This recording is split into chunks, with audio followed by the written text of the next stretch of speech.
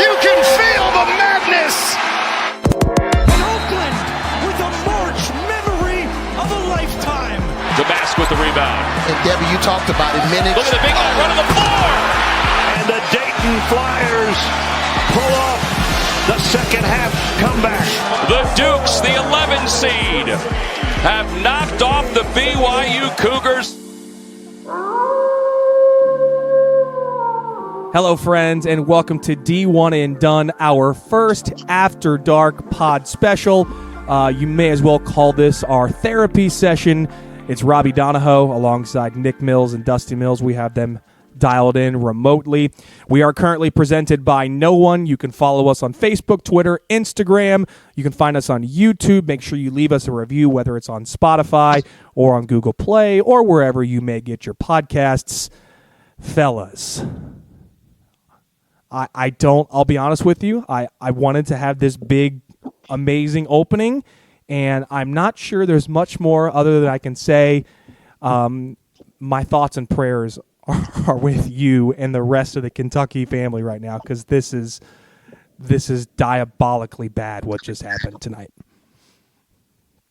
Yeah, Robbie, I made the joke like 2 weeks ago, like, imagine if one of our After Darks is something like this, and You did say that, actually. I remember that. I remember loud and clear, and I was trying to think about how to start this and everything. I guess, more importantly, I just think about the St. Peter's, obviously, and I just think about how devastating it was and how, for lack of a term, fluky it felt and how unreal it felt. And here I am 2 years later, and, I was making jokes with my brother afterwards. It almost doesn't feel we got outplayed from start to finish, and it just feels like this is what Kentucky basketball has become, where we get outcoached from start to finish. Every possession the other team gets a good shot. Every shot for us is so hard, and this is what become Kentucky basketball. We used to be the bullies in the block, and now we're the team no one's scared to play. Oakland, they talked about before the game, was not scared to play us. And we have one tournament win since 2019. We have not made a Final Four since 2015. And this is where we're at. And there's last year we made excuse for Cal. They're all seniors. He needs his one and dones back. Now we have the one and dones, and it still doesn't work. We have all this talent, and Rob, we had that second episode where, again, I hate making that first impression because I was so pro Cal for the longest time. Again, I don't want to say fire him. And I did a second episode and it felt dirty, but here I am. I'm officially done with John Calipari. And again, I know we're still new to this pod, and I want to tell everyone I've never been like this. I've been pro Cal. If you fire him, you never know what the next best option is. And I'm done. I'm sick of this. Again, you get out-coached. They were shocked they were playing zone, and I'm sad. Again, 2 years ago I've been angry, but now I'm just sad because to me, this is what Kentucky basketball has become. We just look for Cal to get to draft night, and this is what we are. Before I throw it over to you, Dusty, I do want to preface this with saying, if you are just tuning in and you are not, if you're unsure what just happened, the Oakland Golden Grizzlies, the 14 seed in the South region, defeating the Kentucky Wildcats 80-76. Oakland leading very nearly from start to finish in this game. Yeah. The guy you're probably going to hear about is Jack Golke. In another life, Jack Golke was Nitro on American Gladiators, but tonight he was the Gladiator that took down Kentucky, scoring 32 points. He was 10 for 20 from three-point range. You heard me correctly. He shot 20 three-pointers and made 10 of them in the game. Kentucky just never seemed to figure out, as Nick mentioned, that zone defense was kind of it almost looked like it was like a matchup 1-3-1 that the Golden Grizzlies were trying to throw at Kentucky, and it never felt like the Wildcats got into a rhythm. I felt like that they were in the game tonight. So, Dusty, as someone who formerly played at the University of Kentucky, what are your thoughts going through your head right now? I know you're just like Nick, you're probably thinking about, well, let's go back and think about St. Peter's, or maybe you're thinking about the Kansas State game left from last year. What is going through your mind after a loss like that tonight? Well, can I talk about Jack Golke first? Sure, absolutely, yeah. Few thoughts on him. Number one, I was texting Robbie during the game, and when he said he looked like Nitro, I rebutted to Robbie and said that he looks like Charlie Sheen trying to play Jack Golke. Oh my gosh, yeah. Dude, let's just do it right now because this is going to be right. And the second round against either Texas Tech or NC State, over under 2.5 threes made by Jack Golke because you know he's going to be ice cold. Yeah, I mean, I say he probably goes over. He'll probably make 3 for like 19 or something like that, if I had to guess. Over. Yeah, I'd say I'd go over just because of the sheer volume he shoots it at. I guarantee other coaches can make adjustments, though. I'm sure they'll figure something out how to guard him. I'm sure they will. I'm sure they probably will. And I made the other comparison to Dusty.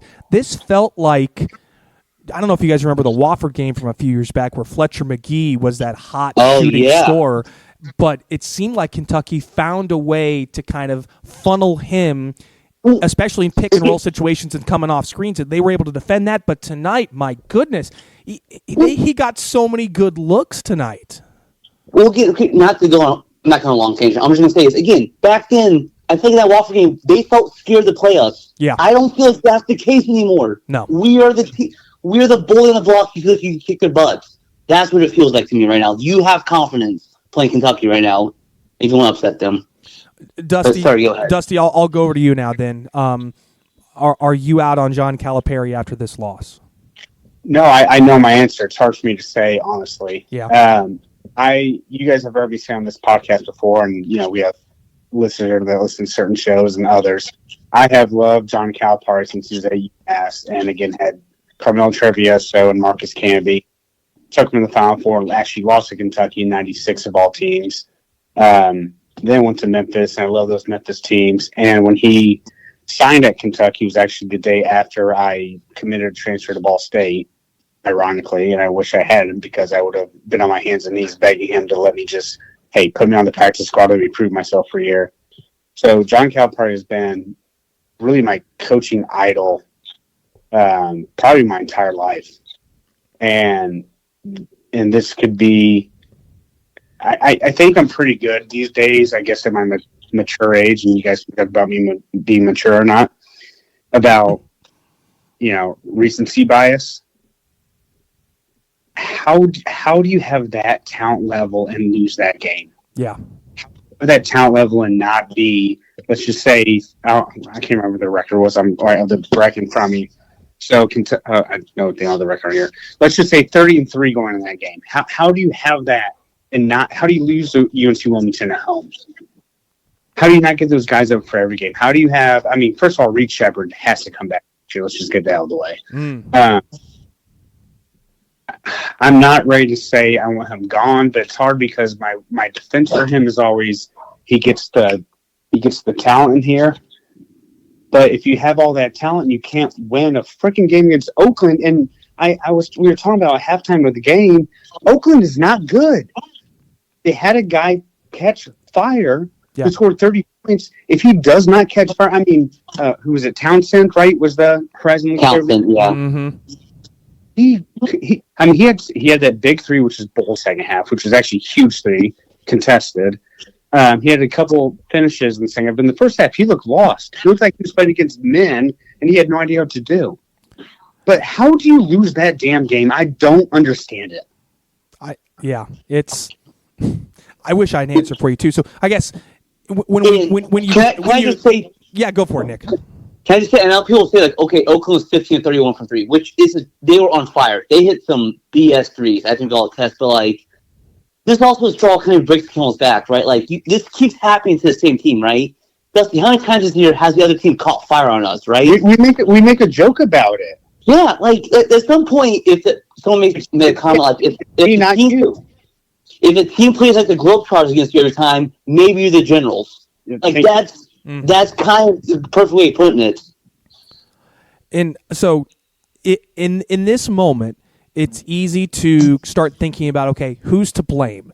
And that was kind of where I was last year after Purdue lost to Fairleigh Dickinson. Who's to blame? Who's the reason why we lost this? Is it Matt Painter? Is it the team? Is it the players? Did FDU just outplay Purdue? So now I turn this on to you guys. who is to blame for this loss tonight? Is it Calipari? Is it the players? Was it just a superhuman game from Oakland? Like, so who is it? Who's the problem? Nick, I'm going to take this for a second because I give Nick credit because there was a point in the game, Nick, when we were about 5 minutes left, maybe. Kentucky cuts the one, got the ball, bring up the floor in momentum, and Nick, because Kentucky had 3 timeouts left, and Nick is screaming, call a timeout, call a timeout, call a timeout, and our brother Jake is in the background saying, no, let him play. And my mind is yelling too, call a timeout, call a timeout. It's erratic. And then Austin Reeves, who I love to death, I'm going to miss him so much. There was an errant pass. Yeah, throws a pass, gets picked off, and completely changes the game. And it's like, why would Calipari not call a freaking timeout right there? Well, Dusty, just the only thing you got wrong there, which I think is the important part, you said 5 minutes ago, it was a minute and a half.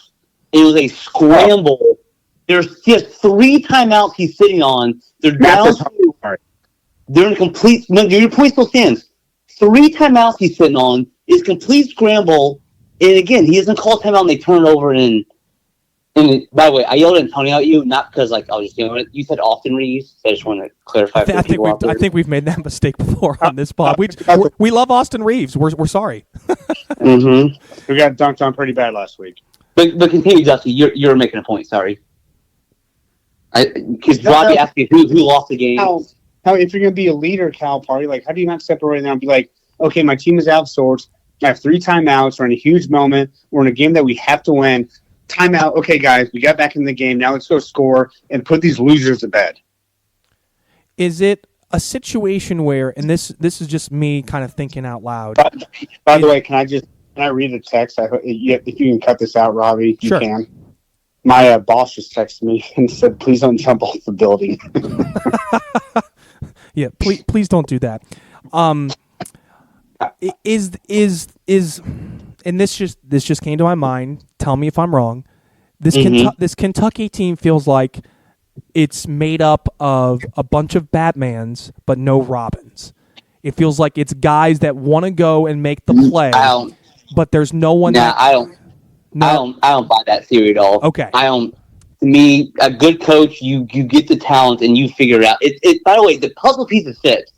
If there's a Batman where it's kind of you get a bunch of Batmans and they all exactly fit together, sure. It's a good orchestrated team, plenty of bigs, plenty of guards, forwards. I don't buy that at all. I really don't. Okay. Because again, my biggest thing on the offense, I mentioned earlier, every possession down the court, every possession feels so freaking hard for them. You just roll the ball, they can never get a good look. Whereas Oakland on the other side, same thing happening in St. Peter's and every other team to play against, they get good looks every time. But we just never do. That's why I don't get these inferior teams are the ones that are able to shut them down. I don't. Yeah. It boggles my mind. And I said this as I think Rob Dillingham threw up just a crazy runner with 2 minutes to go. I'm like, what are you doing? Slow down. It was almost as if they panicked. And for the first time this year, Rob Dillingham, Reed Shepherd, those guys played like freshmen, I felt like. They did not play up to caliber 5-star talented players like they should be. Go ahead, Mac. No, I was saying he's right. Yeah, they have enough talent, and you think of again tonight's loss is not all on Cal. Let me just say that. But again, this is for me the straw that breaks the camel's back, if that makes sense. It's just everything. This is like the grand finale, if you will, of just everything else we've seen. But you're right, Robbie. The players themselves did not play well tonight. That's also again Oakland shot 15-31 from 3-2. Those are also true as well. I mean, Antonio Reeves did absolutely everything he could to help them win this game. God bless him. I mean, he played his heart out. DJ Wagner was an absolute no-show. Who? Exactly. He's been no-show the last 2 months. Which is, I don't know if it's just because the injury issues have lingered or what, but he played poorly. Ironically, I thought Trey Mitchell actually played a pretty decent game. He was one of the few guys that was getting after it on the boards. He was bad the first 8 minutes, and then he was our second-best player the rest of the game. You know what? Okay, another thing I'll say, bring up players. I don't understand how Big Z is not as aggressive as he was when he first came in. to start playing. He plays like timid. He felt like he played timid all game. It just, again, it goes back to kind of what Nick was talking about. Like, Oakland was not scared of this Kentucky team at all, and it almost felt as if Kentucky was the team that played a little afraid tonight. And I don't know if it's just because of, is it the experience? Is it the fact that, I mean, Oakland, you mentioned they're not a good team, and I would push back ever so slightly on that because they've got quite a lot of juniors and seniors. That Jack Golke kid is a senior, even though he played in D2 the last 4 years. Rocket Watts was a 5-star guy that went to Michigan State, and injuries kind of derailed his career. So, I mean, they have talent, and they're not a bad team. Yes, Kentucky should have won, but Oakland had no fear going into this game, and Kentucky played afraid in some senses. And in this. This 1-3-1 whatever matchup crazy zone they threw at Kentucky just threw them all out of sorts, and they never seemed to figure out what the heck they were doing. And again, Rob, you mentioned 1-3-1. We always make the Tom Crean joke like, "Oh, they were shocked Syracuse played zone." Kentucky looked shocked they played 1-3-1. Like, what is this? Well, I'll tell you, Robbie, too. You're talking about Oakland coming out confidently. That's a coaching thing, and that's the biggest thing that I loved about Calipari forever was the swagger. I mean, it was 2015 when we always joke about that. He said, "Scared money, you don't make no money." That's not the same swaggy Cal that we've seen in years. Yeah. And then you have Oakland's coach. Sorry, I'm spacing right now. Greg Campy. Thank you, Greg Campy. Shout out him, by the way. Oh my God! Him. That's all I'm gonna say. Masterful game. Like he coached a masterful game. Like he talked about how the pace was important. I mean, they went to where their bread was buttered the entire second half, whether it's through Golke, Lampman, Trey Townsend, who was a no-show first half that went crazy in the second half. I mean, they played through the guys that got them there, and that's the reason why they won. Sports are stupid. This is one tournament win since 2019. No Final Fours. And again, like Dusty said, like sweat. Like how much fun and cool Kentucky felt for the longest time from when Cal got there to 2019. It's gone. It feels like a century ago. It really does. I think COVID got Cal. So I will end it on this, and I want to figure this out with you guys, and I don't know if this is the symptom of the bigger problem here. Kentucky continues to play with the one-and-done players that are freshmen that eventually just go to the NBA, and then they try to fill in with either transfers or grad students. So they're young, but they're old. And I think the best teams right now in college basketball are just old across the board. They're experienced. They've seen everything. We tried that for 2 years. It didn't work. So what's the larger issue then? Is it just Calipari's just never going to figure this out, or is it just they have to change the entire program and system? What's it lead to? I think it's in-game coaching. Seriously. Okay. And thinking about Calipari, I mean, you look at Duke. I mean, those Coach K, and as much as I hate Duke, I mean, John Shire's coming and he's getting all these recruits. So I think Kentucky's best bet is there has to be we've joked about me being a accounting salesman, which I am, but we succession planning. Duke did an amazing job of moving on from Coach K to John Shire. Kentucky has to start looking at that. And I don't know if that means because he has a lifelong contract, does Calipari look himself in the mirror and think because I assume he's confident enough that he thinks he can keep doing it, or does he say, look, I'm outdated. Maybe I'll be a consultant for Kentucky or help with recruiting. But they have to find the right person to come in and be the next step to get the wave, to be able to do that. But it is in-game coaching that is so – and I would even say preparation, like Nick was talking about, the Tom Crean comparison. They were not ready for a zone that you knew was coming. Yeah. You thought with, 5 to 6 pros on your team tonight, we're going to laugh this thing off. We're going to go dunk on you every possession. You think like – I don't know, the 1990 UNLV team would see a zone like that and I'd be like, all right, let's just go dunk on these MFers. I mean, it was 2015 Kentucky will laughed at them. Yeah, and they just I don't know. I don't think it's Robbie. It has to be the whole look in the mirror thing, and Honestly, I wish I could be a part of it and have conversations, but I don't know. It should be noted Cal has a $34 million buyout. All right, so $34. If any of those A&M boosters come down up north, that'd be great. I have $3 that I will contribute to the cause. We're at $37. Not to throw salt into the wound, speaking of coaching, sounds like Dusty May's going to Louisville. Oh my God! Was that like a real thing? That's unfortunately a real thing. Yes. Multiple sources posting it about on coaching rumors online on Twitter. Wait, you're truly breaking news to me. Like his season's not even done yet. I'll have to pull up the tweet, but from what I was reading and what I was understanding, it looked like that.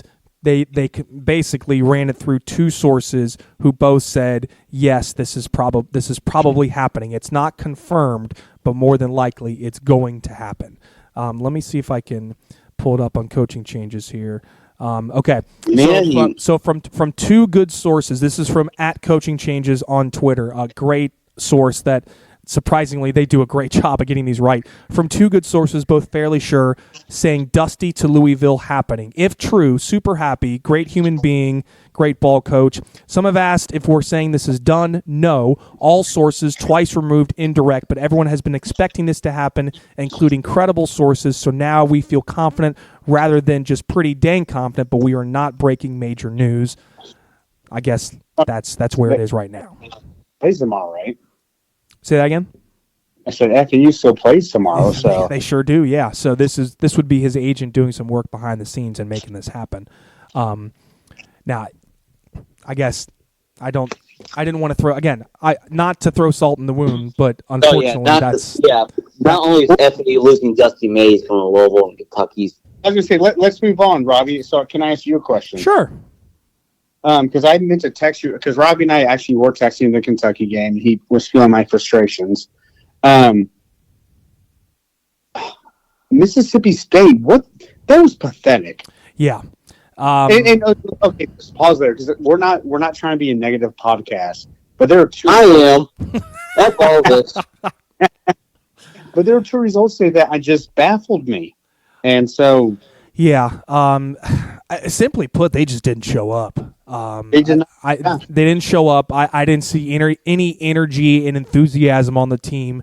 I mean, that looked like a typical, unfortunately, a prototypical Michigan State Izzo team in March that showed up ready to play. And this is arguably one of Michigan State's lesser teams they've had over the last 5-10 years. I mean, they punked Mississippi State. And the Bulldogs, I was saying it from the start of the game, they should have been playing through the post, and they never did. They had two big guys in Jimmy Bell and Tolu Smith, and never wanted to play through them at all. They kept wanting to go through Josh Hubbard, which is fine, but when you have a significant size advantage inside and you don't use that to your advantage, this is what's going to happen. You're going to lose by 18 points because Mississippi State's not a very good three-point shooting team, and Michigan State forced them into that, and sure enough, this is what happens. So, pretty much. I mean, Michigan State looks like the top 5 team everyone expects them to look like today. Before we jump into any more games on the evening and the day, I do want to play a message from our SpeakPipe. This is speakpipe.com/D1andDonePod. My wonderful sister Brittany wanted to also chime in on the therapy time talking about Kentucky because her bracket may have had, let's just say, its final hurrah on day one. This is weird. All right. Hey, pod people. This is the one and only Britt O'Cole. Proud. Corey's making fun of me. I just wanted to say hello and 2 things. 1, you guys need to leave Nick alone. Being single is tough. Let him enjoy his best single life. Good for him. 2, I blame the pod. I picked Kentucky in my Final Four because I texted Robbie and said, do you trust Kentucky? And he said yes. And with all the talk on the pod. I mean, honestly, if you listen to the pod, you know that they... No, I do listen to the pod. You would know that Kentucky's very underperforming. Well, I took the choice, and I want to just say that you let me down. That's all. So first off, let me apologize to my sister for letting her down and saying that Kentucky was going to the Final Four. I should have mentioned to her that this morning I found a stat that we had not talked about on the pod yet, and it's that teams in the last 20 years that ranked top 10 offensive efficiency in KenPom and outside the top 100 defensive efficiency in KenPom had not even made the Sweet 16. And unfortunately, those two teams were Alabama and Kentucky. And so this morning, I actually did a heel turn and switched my bracket and picked Oakland to beat Kentucky in my bracket. Good call. I'm first off, I'm sorry. You're the right one in this instance. I know. You can't be mad. But I still feel. Part of me just feels guilty that I would do that to both of you guys being diehard Kentucky fans. So the other part that she mentioned in the message, Nick, was that we need to stop being hard on you for being single. So if there was ever a time, I mean, at this time, everyone, Nick is single. You know what? And he's very open. You know what? I've had a couple of drinks with me. I might just go start swiping on Tinder at this point. I need a win tonight. I need something to go my way. Well, you got to win. You got your lock of the weekend. Gonzaga covered with ease, the -5.5. So you are finally back on track there. That's what good coaches do. You know what Illinois did? They got punched in the mouth today. You know what they did? They responded. Oh, that's actually a good one to turn to. How about Illinois in that second half against Morehead State? I mean, Terrence Shannon had 21 in the first half, and they were only up by 1 at the half. Second half, he only scores 5 points, and the Illini still win by 16. But what a concept here, okay? Morehead State doesn't have a big guy that can go to inside, so Illinois decides, hey, let's use our big guy because Morehead State doesn't have a big guy. Dane Danger had 21 points tonight for Illinois. He's the reason why the Illini won that game against Morehead State. What's he probably averaged, like 9 a game? Let me bring up his numbers. I don't even, how about 6 points and 3 rebounds? He averages 6 and 3, and he had 21 and 8. See, and that's the crap that's annoying. Where there's a few possessions. I'm sorry to go back to retroactive to Kentucky, but in a few possessions, like, okay, well, we're bigger than you guys. We're just going to dominate, but then they'll just get away from it after like 2 straight buckets. Yeah. Mm-hmm. And that's what I don't understand about college basketball, just basketball in general. If something is working, and why don't you just keep going to it? It's almost, you don't have to have variety. Yeah, it's like when you play Madden or NCAA football, why not just put the fast wide receiver at quarterback and just QB sneak all the time? If it's going to work, like, why do you feel bad for the other team? Yeah, I mean, I agree. So the game I feel like we should get to, because I know we're kind of short on time too, since we have a bit about Kentucky, is that Dayton comeback on Nevada. Wow. I just had 2 caps. So, I mean, that's one of the biggest shockers in a long time in college basketball. Nevada led that game by 17 points with 7:36 to go in the game. 17. They had a 99.1% chance of winning the game. Dayton goes on a 24-4 run to end the game as they beat Nevada 63-60. Now, I don't know if you two remember this, but this was the first thing I thought of, was back to the Caleb Martin team that beat Xavier in the round of 32 in Nashville. It was about 5 years ago when they beat Cincinnati. They beat Cincinnati. Cincinnati was the 1 seed, if I'm not mistaken, and Cincinnati was the 2, Nevada was the 7, and Nevada was down, I think, 20 in the second half of that game, came back and won. That was the largest comeback in March Madness history. Here's the second largest, and it happens to be Nevada on the other end of the spectrum. Yeah, I mean, that's one of the best comebacks no one's ever talked about. That was an insane comeback. That was the guy, Malton was the coach there at the time. It's kind of crazy. So they've been on both spectrums of it now. Yeah. Yeah, I want to look back. Sorry, I guess the question. I was fantasizing watching it up. My new boy DJ Burns gets to the rim right there. Nice. Yeah, I'm looking back at that Nevada. I want to look back at the Nevada game. That's from 2018. Again, therapy session. Listen to this quote by Cal tonight. He was asking why his team played tight. He said, "quote You'd have to ask them." That's what. Let me end our Kentucky talk with this. I have about 1:55 of John Calipari talking to Evan Washburn after the game. Let me play it. I know you guys won't be able to hear it, but I want the listeners to be able to hear it after John Calipari after the game losing to Oakland. We'll go ahead and play it right now. What was the right message to the guys after that one? You know, what I hate is this team that really worked and did some good stuff. We didn't play great. They did. They made some unbelievable shots. We even went to a box and one. We foul him one time, he makes another one. But they shouldn't be in our team in the season defined by that game, but it will be. This is the profession we've chosen. And but, you know, we had some guys that didn't play the way they'd been playing all year. We did everything we could. We knew the zone would be tough, but we missed shots. We don't miss. And, you know, the preparation, I thought they were in a great, trying to keep them loose, but when the game started, you had some guys not play to the level they could play. I know this is never about you, but for what you put into this, how long you've been doing it, how does a loss like this sit with you? I told him after, this one is painful. And the reason is, there are other times you lose a game and you know your team is what it is, and you know, but this team I really felt was built for this moment. Even though we were young, I knew that could catch us. But we had our chances, which is we threw the ball away. We took a bad shot. You know, there were things that happened, and then we give up a corner three the last play. But you got to give Oakland credit. They made unbelievable shots at the buzzer. They deserved to win the game. I hate to say we didn't, but we didn't. Coach again. So that is John Calipari talking about his Kentucky team, saying Oakland deserved to win, but also throwing his team under the bus in the process. Not really sure that was the right thing to say, but also at the same time, heat of the moment, you're going to say those kinds of things, right? No, first of all, I'm just looking at Golke again. He has a widow's peak, and he's 24 years old.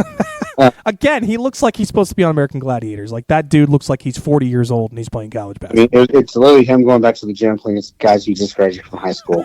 But no, actually, I think that I haven't heard the quote yet. Audience, just so you know, that's a bad look. Yeah. I don't know. I wonder if he's just getting senile at this point.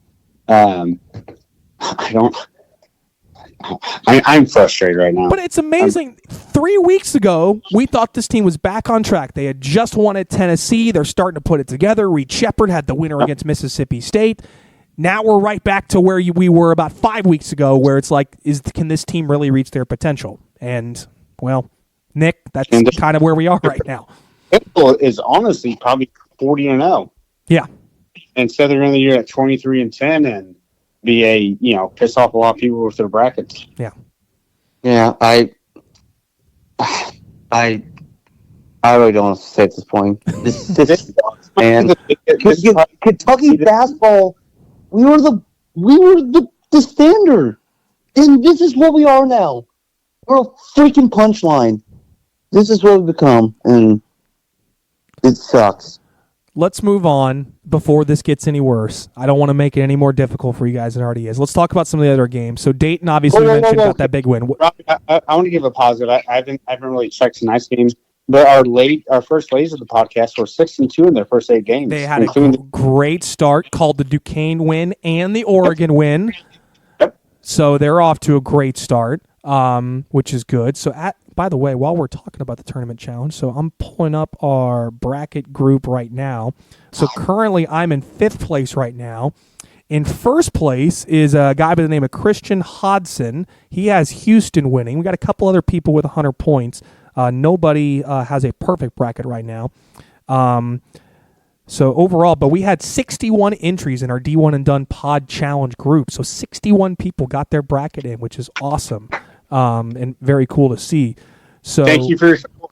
Absolutely, yeah. Everyone, thank you for getting in on that. Let's go through the other scores then around the tournament. Again, there's still games going on right now. We don't want to go too deep into those since we're going to be fast asleep by the time those go through. Iowa State Iowa State messed around with South Dakota State for a little while. So did Arizona with Long Beach State, but both teams got wins. Iowa State by 17, Arizona by 20. Creighton also had some issues with Akron early on, but pulled away late and won 77-60. Gonzaga had no problems with that McNeese defense as the Zags won by 21. The two big upsets of the night were the 11 seeds, Oregon over South Carolina, 87-73. And how about Duquesne beating BYU 71-67? The Dukes, that's their first win in the tournament since I believe it was 1947, if I'm not mistaken. Yeah, I thought they made it in 55, but haven't won since 47. Okay, so I recall.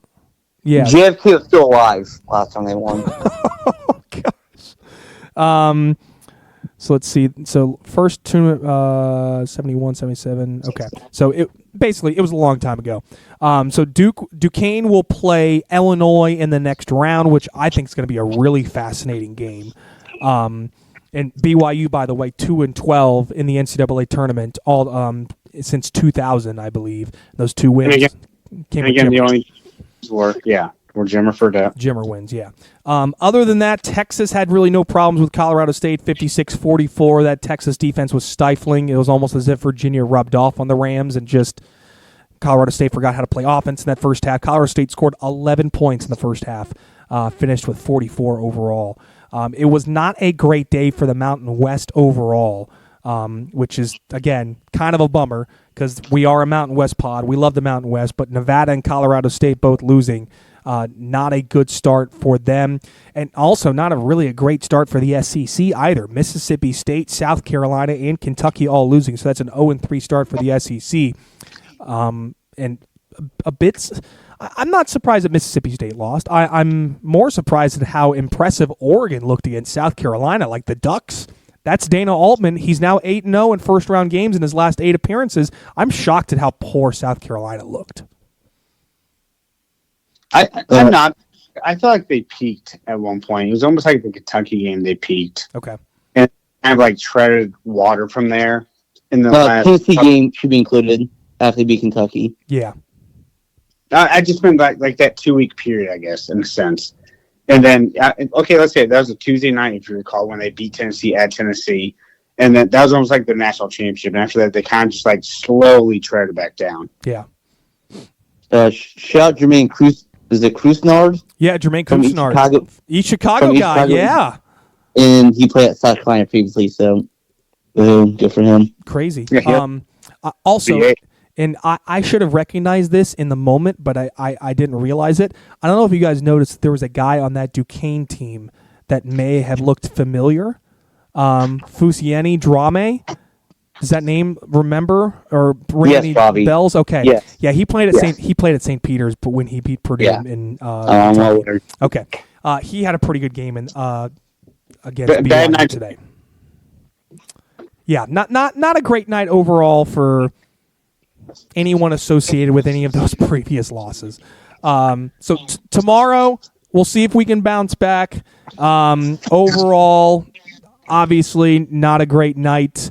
From the Kentucky lads. Hopefully Purdue doesn't just completely stub their toe against Grambling. I should mention Seth Davis. If you obviously don't listen to this pod because you have better things to do, but dude, you can take a massive hike.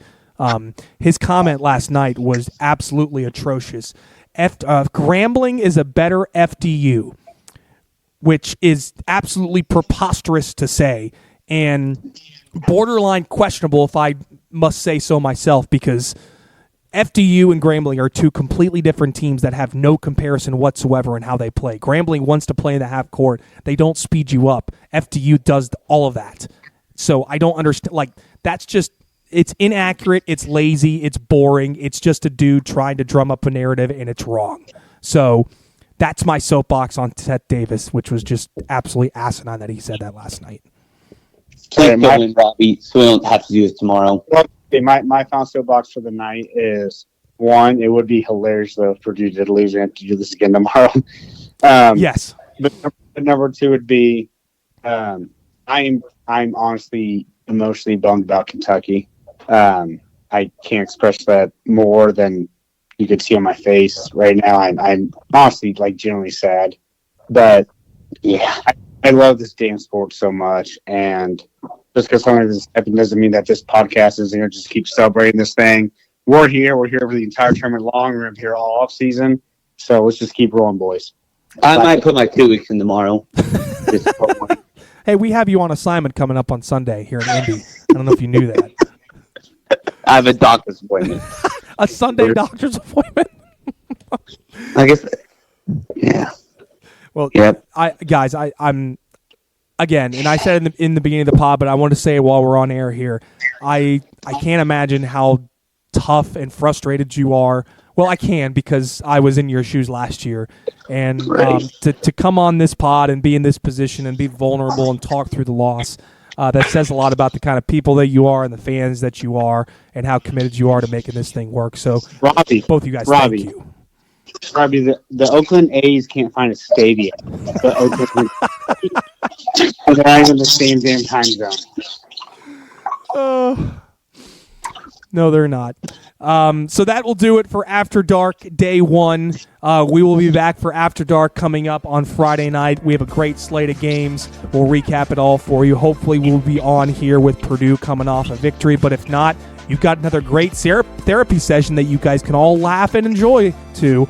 Well, I was going to say, fans, it will not be this long every night. This was therapeutical. So thank you all for letting us get it out. It was a good opportunity for both Nick and Dusty to get things off their chest, and hopefully this has helped them get through this difficult time. So that'll do it for Day 1 again. After Dark, we'll be back for Friday night's After Dark Day 2. For Nick Mills, Dusty Mills, I'm Robbie Donahoe. Thank you for listening, and we'll see you next time on the D1 and Done Pod.